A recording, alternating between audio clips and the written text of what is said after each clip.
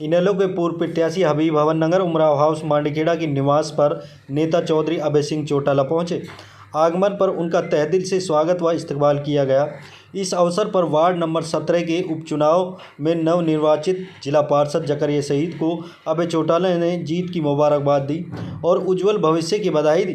वहीं कांग्रेस पूर्व मुख्यमंत्री भूपेंद्र सिंह हुड्डा पर जुबानी हमला बोला। आवाज़ उठाता हूँ, इस बात का सारे प्रदेश को पता है। ये लड़ाई मैं ही लड़ता हूँ, बाकी कोई भी इस बारे में किसी का भी ध्यान नहीं है। सब लोगों का ध्यान केवल कैसे उनके अपने दाव लगे, केवल उनकी जेबें कैसे भरी जाए उस पर है। उसका असर आ रहा है कि नहीं आ रहा है? हाँ है, असर तो आ रहा है ना जी। बस चिंता मत करो, बहुत जल्द सारी चीज़ें सामने आएगी। छोटी मोटी सभी बीमारियों का इलाज किया जाता है। हमारे यहाँ से कैंसर के बहुत पेशेंट सही हुए हैं और थायराइड के बहुत पेशेंट सही हुए हैं, HIV के बहुत पेशेंट सही हुए हैं, मर्दाना ताकत के ऐसे पेशेंट सही हुए हैं जो बिल्कुल काम से ख़त्म थे, बिल्कुल ऐसे पेशेंट भी यहाँ से सही हुए हैं।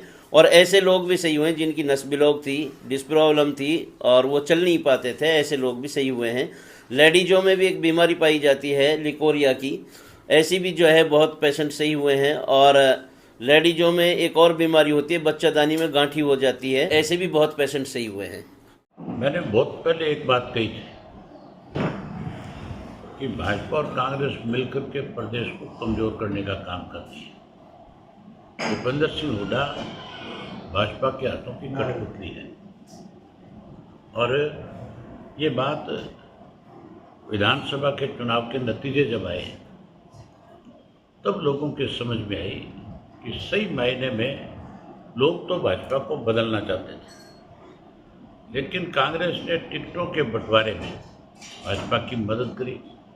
ऐसे लोगों को टिकटें दी जिनका अपना कोई जनाधार नहीं था। और वहीं भूपेंद्र सिंह हुड्डा ने हर कॉन्स्टिट्यूंसी में 15 से 20-25 तक उम्मीदवार बनाए। जिस किसी को भी कांग्रेस में शामिल किया उसको ये कह दिया कि आपको टिकट दी जाएगी, उससे पैसे खर्च करवाए थे। नतीजा उसका ये निकला कि जब किसी को टिकट दी गई, एक को टिकट मिली तो अगर 15 कैंडिडेट थे उस कॉन्स्टिट्यूंसी में, तो उस 15 ने उसकी मुखालफत करी। उसकी वजह से भाजपा फिर सत्ता में आई।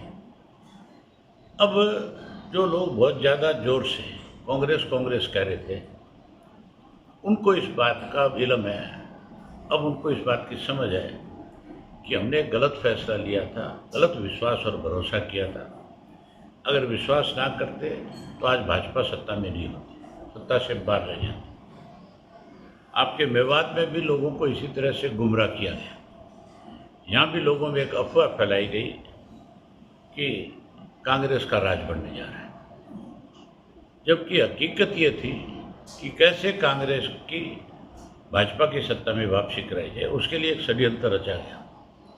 उसी का नतीजा है अब जितने भी चुनाव इस एक साल में हुए, चाहे पंचायतों में हुए, चाहे नगर पालिकाओं में हुए और चाहे कोई सोसाइटियों के हुए, सब जगह भाजपा कांग्रेस मिल करके हमारे उम्मीदवार के खिलाफ लड़ती रही और सब जगह हार का सामना करना पड़ा। उदाहरण आपके सामने, मेवात की एक जिला परिषद की सीट खाली हुई 17 नंबर वार्ड की।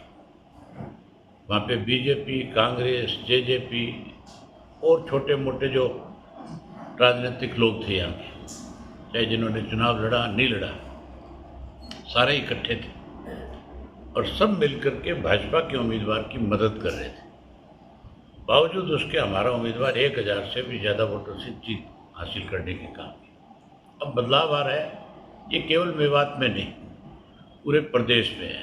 हमने अपना संगठन के ऊपर समय लगा रहे हैं। जैसे पूरा संगठन खड़ा हो जाएगा प्रदेश भर में, उसके बाद हम पूरे प्रदेश में लोगों से संपर्क करेंगे, मिलेंगे और इनकी मिली भगत की पोल खोलने का काम करें। राज्यसभा के चुनाव में कोई इनमें से दूध से धुला हुआ नहीं था। ये तब भी आपस में मिले हुए थे भाजपा के साथ। उस वक़्त किरण भी कांग्रेस में थी, भाजपा और कांग्रेस मिली हुई थी।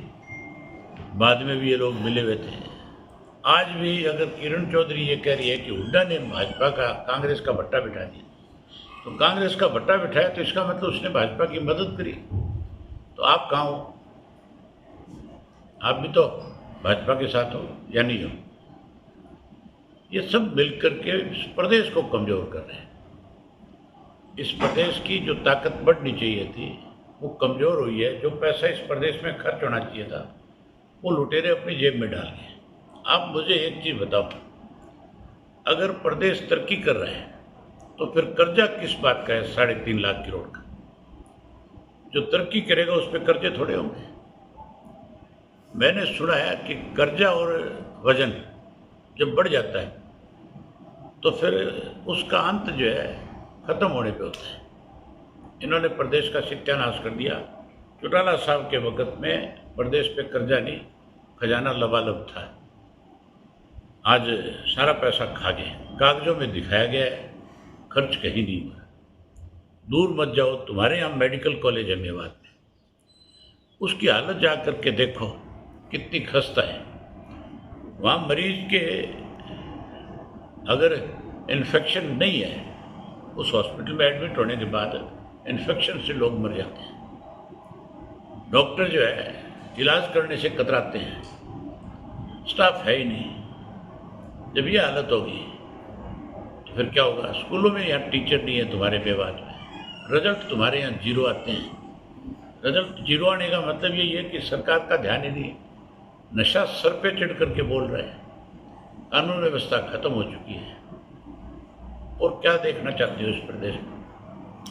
नेता चौधरी अभय सिंह चौटाला जी आए उमराव हाउस पर। वो हमारे पूर्व विधायक चौधरी नसीम अहमद की माता जी का निधन हो गया था, तो उसमें आए थे। तो फिर हमारे यहाँ चाय पी गए और हमारे नव निर्वाचित जिला पार्षद जकरिया शहीद को भी बधाई दी।